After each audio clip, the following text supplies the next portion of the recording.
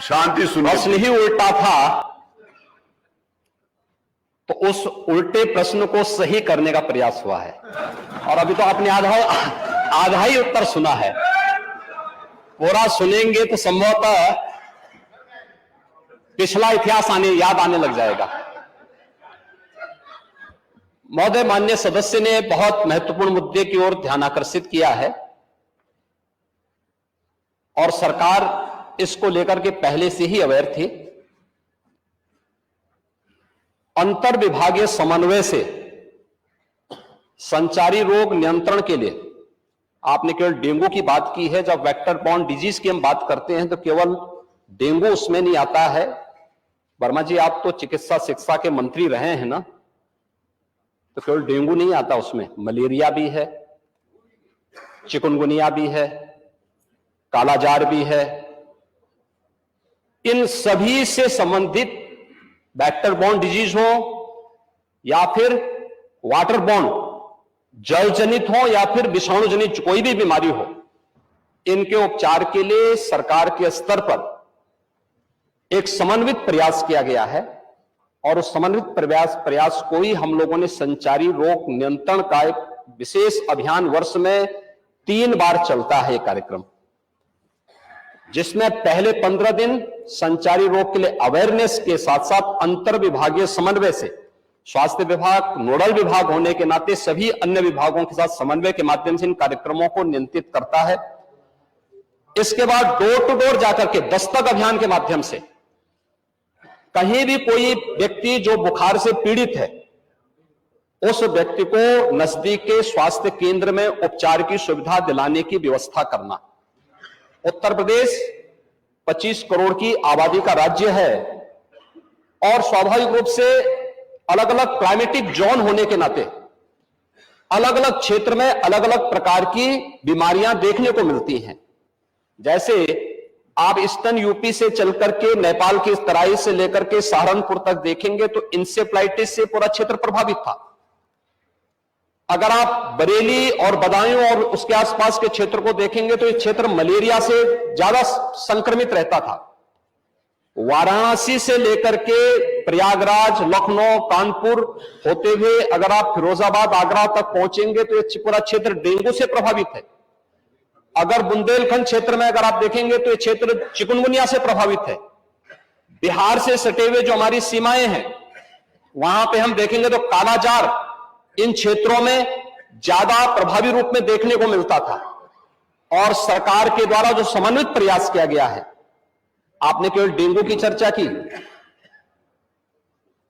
बीमारी डेंगू पूरी तरह नियंत्रण में है और सरकार के द्वारा समय पर उठाए गए कदमों का परिणाम था। ये एक प्रकार का फ्लू हो गया है, फ्लू है, आता है, इसका एक अपना एक साइकिल इसका होता है। लेकिन मुझे आश्चर्य होता है कि जो सदस्य यहां पे प्रश्न उठा रहे थे, आप एक बहुत सीनियर सदस्य हैं, वो तो जब चिल्ला रहे थे तो मुझे उनके स्वास्थ्य की भी चिंता हो रही थी, रविदास मल्होत्रा जी की। उसको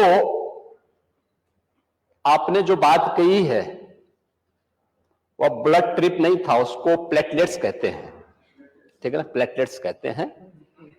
और वह पर्याप्त मात्रा में हर जनपद में आज के दिन पे उपलब्ध है। ब्लड सेपरेटर यूनिट, पहले होता क्या था कि हम होल ब्लड चढ़ाते थे। हर एक पेशेंट पे होल ब्लड की आवश्यकता नहीं, खासतौर पर वायरल जनित ये बीमारियां होती हैं जिसमें डेंगू है या बहुत सारे ऐसे वायरस आते हैं जो प्लेटलेट्स काउंट को कम करती हैं। उन स्थितियों में प्लेटलेट्स की अतिरिक्त आपूर्ति के लिए उस व्यक्ति को उसको बाहर से चढ़ानी पड़ती है।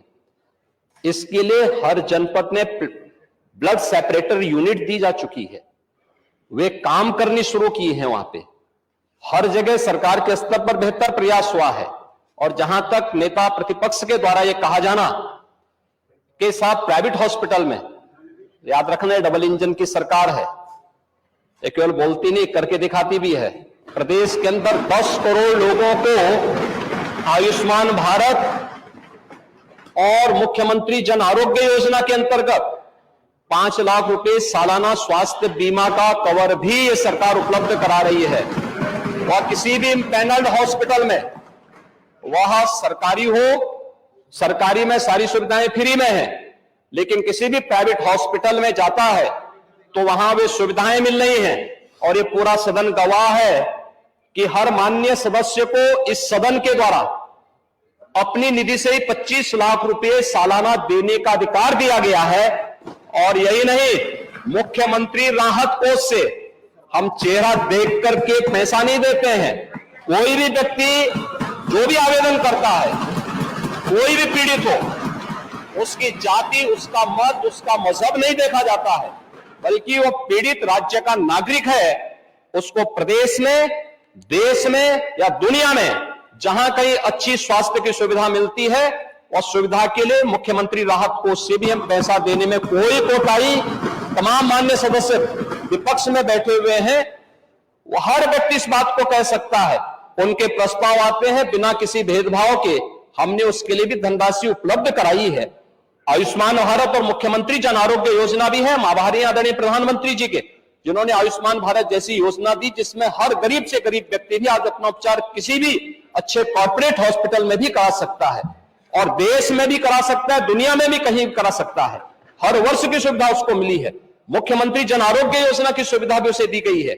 इसके अलावा माननीय विधायकों को भी 25 लाख रुपए तक खर्च करने का अधिकार दिया गया है, और इसके साथ ही मुख्यमंत्री राहत कोष भी उसके लिए उपलब्ध है। इसलिए समस्या केवल इस बात की नहीं कि हम समस्या के समाधान की ओर जाएं, समस्या केवल हर मुद्दे का राजनीतिकरण करके समाज में अव्यवस्था पैदा करना, लोगों में असंतोष पैदा करने का जो कुत्सित प्रयास किया जाता है, वो तो कोरोना कालखंड में भी लोगों ने देख लिया था, जब आप लोग बहका रहे थे लोगों को कि वैक्सीन मत लगाना, ये मोदी वैक्सीन है, और लोगों को गुमराह कर रहे थे। परिणाम क्या है? मोदी जी के शासनकाल में, उनके मार्गदर्शन में हमारे वैज्ञानिकों के द्वारा बनाई गई दोनों वैक्सीन दुनिया की सबसे प्रभावी वैक्सीन है। दुनिया के अंदर तमाम देशों में कोरोना महामारी के मामले बढ़ते हुए दिखाई दे रहे हैं। भारत में कोरोना कंट्रोल है, और उत्तर प्रदेश में भी पूरी तरह नियंत्रण में है, कहीं कोई समस्या नहीं है। सरकार आपके द्वारा उठाए गए मुद्दों पर पूरी तरह सतर्क है, और अब तो इसके मामले वैसे भी समाप्ति की ओर है।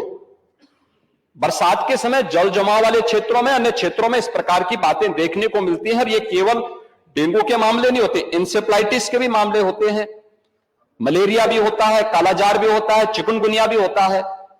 तो आपकी जानकारी के लिए, हो सकता है कि काफी दिन हो गए मंत्री पद से हटे हुए, तो आप भूल गए होंगे, तो आपके संज्ञान में लाने के लिए हमने दिया था।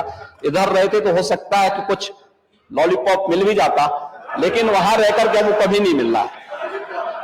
मैंने माननीय नेता प्रतिपक्ष को सुना, माननीय राजीव वर्मा जी को सुना, माननीय मंत्री जी को सुना। ये नियम 56 के अंतर्गत नहीं है। अध्यक्ष महोदय, अध्यक्ष महोदय, माननीय नेता सदन की मैंने बात सुनी, और वो लगा कि थोड़ी देर के लिए लगा कि वो MBBS डिग्री हासिल किए हुए हैं, डॉक्टर लगे। वेक्टर बॉर्न डिजीजेस के बारे में उन्होंने चर्चा की। मैं केवल 2 घटनाएं बताना चाहता हूं राजधानी लखनऊ की, और इनकी सरकार की नाकामी, इनके हॉस्पिटल्स की व्यवस्था, डॉक्टर्स का इंतजाम। एक पूर्व सांसद, वो बता चुके, वो भी भारतीय जनता पार्टी के, बोल चुके हैं। भारतीय जनता पार्टी पूरी, तो भारतीय जनता पार्टी के, वो हमारे दल के नहीं। पूर्व सांसद भारतीय जनता पार्टी के, वो अपने बेटे को लेकर के आते हैं। उनके बेटे को ये जानकारी मिलती है कि इसका इलाज अगर जल्दी नहीं हुआ तो जान नहीं बचेगी।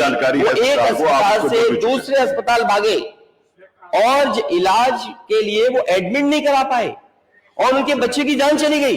इसका जवाब क्या है डबल इंजन की सरकार के पास? और दूसरा, PGI से लोहिया संस्थान KGMU 9 घंटे एम्बुलेंस में बच्चा बना रहा, 9 घंटे, और उसकी जान नहीं बची। ये डबल इंजन की सरकार। ये सरकारी संस्थाओं को इसलिए नहीं मजबूत कर रहे हैं क्योंकि ये प्राइवेट संस्थाओं को बढ़ावा देना चाहते हैं। आज पूरे उत्तर प्रदेश में सरकारी संस्थाओं में गरीब का इलाज नहीं है। अगर ये सरकार बताए, इतने दावे कर रही है सरकार, ये सरकार बताए कि एक जिला अस्पताल बनाया हो जहां पर गरीब का इलाज हो रहा हो, एक जिला अस्पताल, ठीक, चलिए एक जिला अस्पताल अब जहां गरीब को पर्याप्त इलाज मिल जा रहा हो, वो बनाया इस सरकार ने, तो हमें बताएं अभी। जिला अस्पताल एक ही